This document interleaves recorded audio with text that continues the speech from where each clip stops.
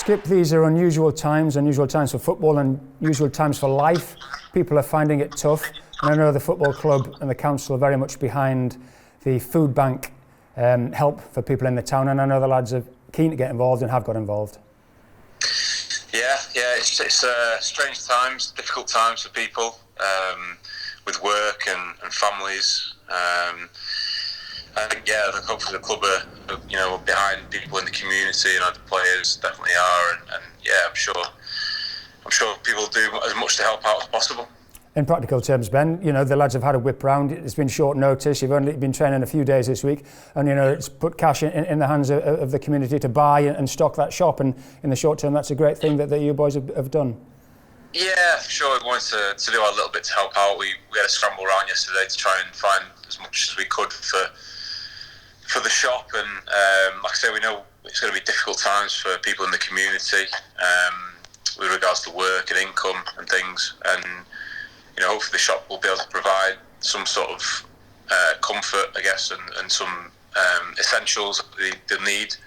And we wanted just to play a little bit of a part in helping that, and who knows, maybe the need for other things which we'll have to look at as well. I know you particularly, Ben, but the lads are very much aware of the club's importance in the community, and even when we're not playing any football at the minute, in some ways, even more important, perhaps just keeping people together and giving some practical help. Yeah, for sure. It's important times, and the club is a big part of the community, and we want to be a big part of the community, and make sure that people are looked after and certainly taken care of. And everyone's aware of it. All the lads are aware of it. And we all want the best for everyone in the community. And just lastly on the community subject, you as well, I know you're a big helper, Ben, you know how much work the community do, and they've been terrific. I know in the food bank, and also just being in touch with people and doing what a good community department should do, I suppose, and helping the community. Yeah, for sure. It's a massive part of the club, the community projects that go around, and I've been involved in one recently, the mental health and wellbeing project, which has been fantastic. And I think, again, that's another thing that could come into play as well, the people's mental health and wellbeing. And just being there for one another, I think, is important. People could get lonely in these times of isolation and so and so. And I think people just need to pull together, and hopefully, like I say, the community projects that are out there and the people that work for the club are doing the bit, which they are, and hopefully they'll be able to show some support and show the help that we can come through this. One thing that would all cheer us up, of course, is football, but that is massively out of everybody's hands. What's it been like for the lads? I mean, the game was called off fairly short notice at Man City. You've trained up to press. I know that won't carry on forever because you need some downtime and there's decisions to be made at higher authorities, if you like, but what's it been around the training ground? Yeah, the uncertainty was strange. I mean, the feeling around, usually training to play at the weekends and all that, but at the end of the day, football can take a bit of a back burner at the minute. We're focused on keeping our families safe and everyone's safe and getting through this, and I think that's a general feel that we all just want this to sort of pass by with a little disruption and fatalities, I guess, as possible. With people suffering, we don't want that. So I think football can take a little bit of a back burner for now, and hopefully we'll be able to restart soon, which will mean everyone's sort of back fit and well, and hopefully we can resume what we sort of set out to do, and we've been on a good run, and it'd be nice to finish the season out well, and like I say, if it means that we can do that, and it means that everyone's sort of pulled together and getting better, I guess. And the priority, as you say, is people's health at the moment, but at some point football will come back in, and that's what you guys have got to do. So in the case, I suppose you're just awaiting instruction to how you can keep fit yourself, or how often you come in and train? Yeah, for sure. We're just sort of waiting, sitting it out and seeing what we can do. We might be back in the training ground sooner than later, but we'll have to do our bit to stay fit, I guess, and be ready for when it does sort of kick off again and start all over again.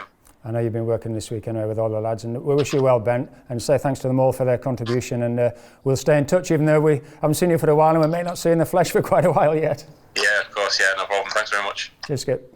Cheers. Unprecedented and challenging times. How is the local authority, Burnley Council, dealing with coronavirus Yeah, around the town? most definitely, and it changes day by day, doesn't it? The picture changes day by day.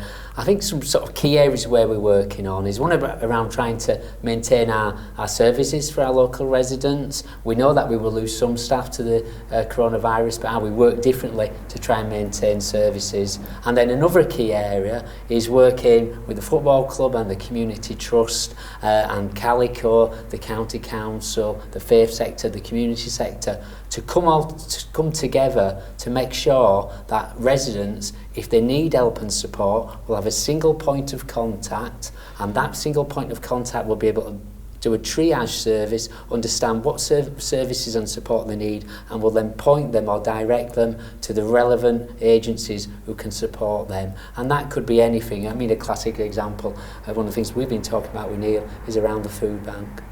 Neil, in terms of the football club and the community department, it is an ongoing project. The football match day has been a focal point. Obviously, that's not happening at the moment. So how important is it that people are aware that the service is there and the service is going to grow and hopefully be more beneficial? Yeah, I mean, the club's community work has always been really important, and, you know, more so than ever now. Clearly, we have to suspend some community delivery in line with government guidelines, which we're doing, but we're still active in some areas. There's lots of work going on behind the scenes with the community staff. In terms of the food bank, obviously the community department have been running the food bank for the last couple of years. I can confirm today the need for the food bank is up threefold. So that's 300% increase on demand in the last week. That is significant. That is putting pressures on us on a day-to-day basis. We are deploying some community staff down to the food bank to support with packing and making up food parcels. We're desperately needing food donations.